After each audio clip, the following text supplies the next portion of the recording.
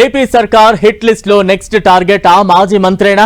గుంటూరు వరకు ఒకలా, గుంటూరు తర్వాత మరొకలా అంటూ మాజీ మంత్రి చేసిన వ్యాఖ్యలు శాంతి భద్రతలకు భంగం కలిగిస్తున్నాయా? గోదావరి తీరంలో ఫ్యాక్షన్ డైలాగ్స్ తో రాజకీయాలు రణరంగాన్ని తలపిస్తున్నాయా? మాజీ మంత్రి నుండి కేంద్ర మంత్రి వరకు వారి అంతు చూస్తానంటూ చేస్తున్న వ్యాఖ్యలు ఎలాంటి పరిస్థితులకు దారి తీయబోతున్నాయి? ఆ మాజీ మంత్రి జైలుకెళ్లడం తప్పదన్న కేంద్ర మంత్రి వర్మ వ్యాఖ్యలు వెనుకున్న ఆంతర్యం ఏంటి?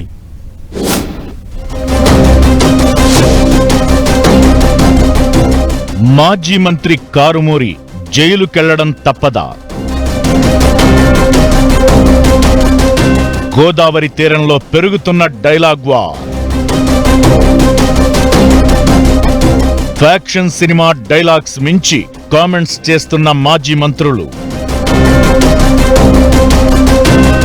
వైసీపీ సీనియర్ నేత మాజీ మంత్రి కారుమూరి నాగేశ్వరరావు ఏలూరు జిల్లా వైసీపీ ఆత్మీయ సమావేశంలో ఆయన చేసిన హాట్ కామెంట్స్ ఇప్పుడు ఏపీ రాజకీయాల్లో ప్రకంపనలు రేపుతున్నాయి.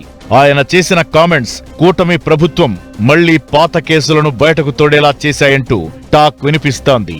ఇటీవల ఎంపీపీ ఎన్నికల సమయంలో టీడీపీ నాయకులు చేసిన వ్యవహారాన్ని ప్రస్తావిస్తూ రాష్ట్రంలో వైసీపీపై దాడులు చేస్తే మళ్లీ తాము అధికారంలోకొచ్చిన తరువాత గుంటూరు వరకు ఇంటి నుండి బయటకు లాగి కొడతామని, గుంటూరు తరువాత నరికి చంపేస్తామని కారుమూరి చేసిన వ్యాఖ్యలు ఇప్పుడు ఏపీలో పెను దుమారాన్ని రేపుతున్నాయి.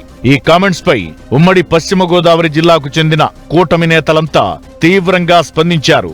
తణుకు నియోజకవర్గంలో కొందరు టీడీపీ నాయకులు కారుమూరి వల్ల తమకు ప్రాణహాని ఉందంటూ పోలీస్ స్టేషన్లలో ఫిర్యాదులు కూడా చేశారు. ఎప్పుడూ సైలెంట్ గా ఉండే కేంద్ర మంత్రి శ్రీనివాస వర్మ సైతం కారుమూరి వ్యాఖ్యలపై తీవ్ర ఆగ్రహం వ్యక్తం చేశారు.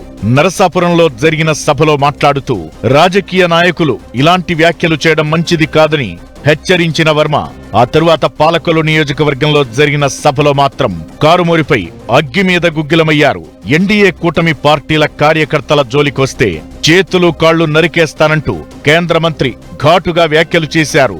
ఎవరినైనా చంపడానికి చేతులు లేకుండా, నడవడానికి కాళ్లు లేకుండా చేస్తానంటూ కారుమూరిని హెచ్చరించారు. టీడీఆర్ బాండ్ల స్కామ్ లో 100 కోట్ల అవినీతి చేసిన కారుమూరి నాగేశ్వరరావు త్వరలో జైలుకెళ్లడం ఖాయమన్నారు. అయితే వర్మ చేసిన వ్యాఖ్యలు చూస్తుంటే ఇక కారుమూరి నాగేశ్వరరావు జైలుకెళ్లడం తప్పదంటూ రకరకాల టాక్స్ పొలిటికల్ సర్కిళ్లలో వినిపిస్తున్నాయి.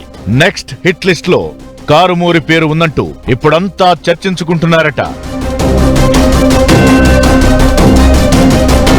టీడీఆర్ బాండ్ల స్కామ్ లో 100 కోట్ల అవినీతికి కారుమూరి పాల్పడ్డారంటూ కేంద్ర మంత్రి వర్మ చేసిన కామెంట్స్ ఇప్పుడు హాట్ టాపిక్ గా మారాయి.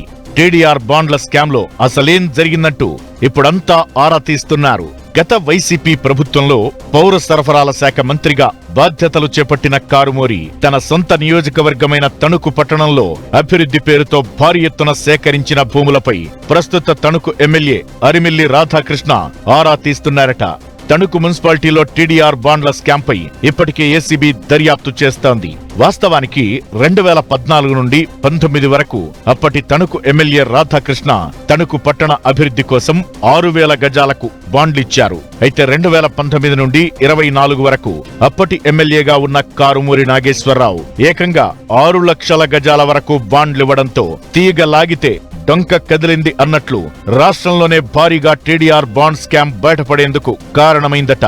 ఈ స్కామ్ లో మాజీ మంత్రి కారుమూరి నాగేశ్వరరావు మొత్తం 754 కోట్ల రూపాయల విలువ చేసే బాండ్లు జారీ చేస్తే అందులో దాదాపు 691 కోట్ల రూపాయల మేర అవినీతికి పాల్పడినట్లు ఆరోపణలు వెల్లువెత్తుతున్నాయి. దీనిపై ఇప్పటికే ఏసీబీ విచారణ పూర్తయిందని, త్వరలోనే నివేదికను ప్రభుత్వానికి సమర్పించే అవకాశముందట. అయితే ఏసీబీ నివేదికలో కారుమూరి అవినీతికి పాల్పడినట్లు రుజువైతే ఆయన జైలుకెళ్లడం తప్పదనే చర్చ జరుగుతోంది. అయితే ఏసీబీ సమర్పించే నివేదికలో ఏముందనే దానిపై ఇప్పుడు సర్వత్రా ఆసక్తి నెలకొంది.